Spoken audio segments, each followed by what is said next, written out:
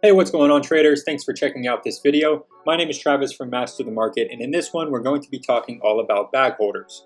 So I'm going to break down exactly how bag holders are created in the stock market. I'm going to show you exactly what a typical bag holder chart is going to look like, and I'm going to break down how bag holders in a stock can be affecting the positions that you're buying on any given day.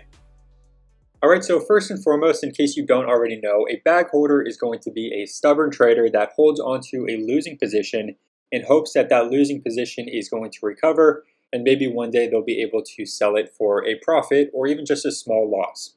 So in other words, a bag holder really is someone that kind of breaks rule number one of trading or investing, which is to manage your risk. And because of that, the obvious way to avoid becoming a bag holder is to simply cut your losses and manage your risk.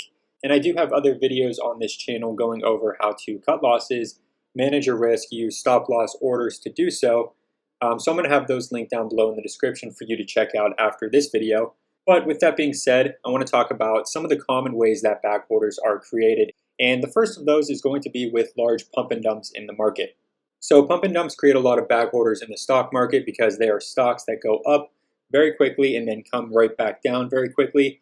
And what happens when these stocks go up during this pump phase is that a lot of people are going to see the stock spiking, they're going to see the momentum and the large amount of volume that's coming into the stock, and they're going to just kind of blindly buy into this stock, expecting it to continue its spike to the upside, and then inevitably once that momentum slows down, they're going to be left with one of two choices. They can either cut their losses on that trade once it starts to come back down, or they can become a bag holder. And because there are a ton of inexperienced traders that kind of cling onto trading these pump and dump stocks, their inexperience a lot of times leads them to hold on to that trade instead of cutting their losses, and they end up getting caught in the dump. And now at this point, they're holding on to a large loss in the stock, and they have essentially become a bag holder. Now, another very common way that bag holders are created is with stock offerings or dilution. So a company might dilute their shareholders or do a stock offering in order to raise money for the company in order to continue with their operations. But a lot of times that has a very negative effect on the stock price. And more often than not, that negative effect on the stock price is going to happen in a very quick and short period of time. And because of that, a lot of people often get stuck in these offerings and end up becoming a bag holder in the stock. And there's a great example of this here on this chart. We can see that there is clearly an offering done on this day. This offering actually happened in extended hours trading. So it really happened between this day and this day. That's why it caused this big gap here on the daily chart. But we can see that the price fell from about 54 cents per share down to the next day a low of 19 cents per share. So obviously that big sell-off in the price is going to cause a lot of bag holders in the stock because not everyone is going to cut losses very quickly on this trade, especially being that it happened in extended hours, and a lot of traders have a difficult time trading in pre-market and in after-hours trading. Okay, so with all of that being said, I just wanted to very quickly give a few examples of what a classic bag holder stock is going to look like. So we're over here in my Thinkorswim platform with TD Ameritrade, and I'm going to go ahead and pull up an example here. Now, one very important thing about this is even if you're doing very short-term trading and you're just scalp trading or day trading, whatever it may be, your focus may be on the 1-minute chart and maybe on the 5-minute chart, but it is still very important to kind of look at the bigger picture. So I always recommend traders to zoom out, look at the past year, look at the past 3 years, even the past 5 years, on the daily chart or the weekly chart. And by doing that, it's going to give you a really good idea of whether or not that is a stock with a bag holder chart. So if we zoom out here, we're looking at the daily chart.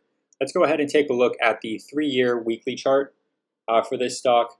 This is a great example of what a bag holder chart is going to look like.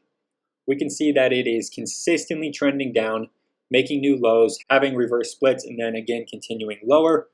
If we zoom in, we can see that it kind of consolidates a little bit after coming down from about $20 per share. It's now consolidating at about $1 per share.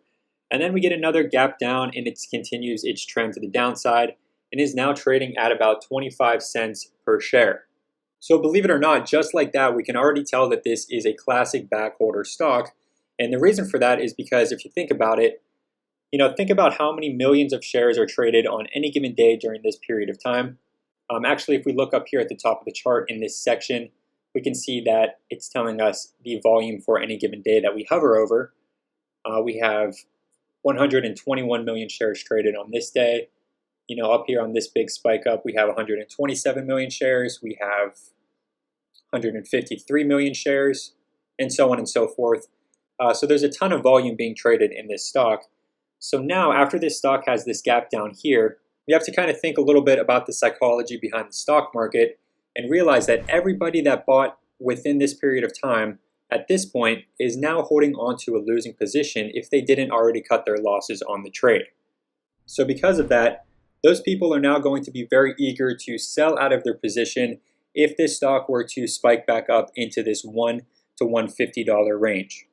And simply put, that is how these bag holders can have an effect on your stock, because these people looking to now sell into any spike that happens in this stock are going to greatly add to the supply for this stock. So it's going to really prevent it from having any significant upside move in the near future. And most likely immediately once there's a spike, it's going to be met with all of that supply and all of that selling, and it's going to immediately kill the stock's momentum.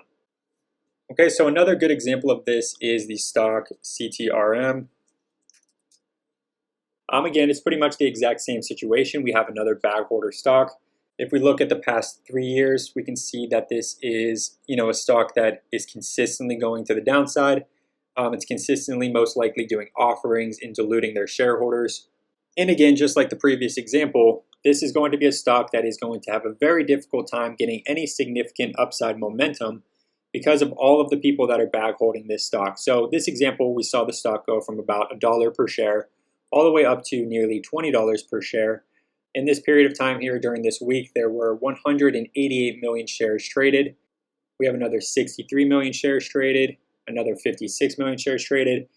So there's a ton of volume going on during this big spike up here, which means that there are a ton of people down here that are holding on to a big loss, meaning that they're bag holders, or they already cut their losses on the trade. So the people that are bag holders now are going to be, again, very eager and very ready to sell if there happens to be any big spike in the stock. And all of that selling and all of that supply, because of the bag holders, is going to really prevent this stock from having any significant reversal, and it's going to prevent it from actually having a strong uptrending chart.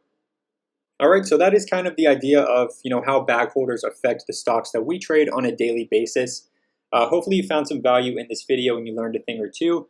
If you did, please make sure to give the video a like and subscribe to the channel. And of course, if you want to learn more about day trading, swing trading, and even long-term investing, make sure to check out the Master the Market programs, which will be linked down below in the description. But anyway, thank you again for watching. I hope you enjoyed, and good luck with your trading.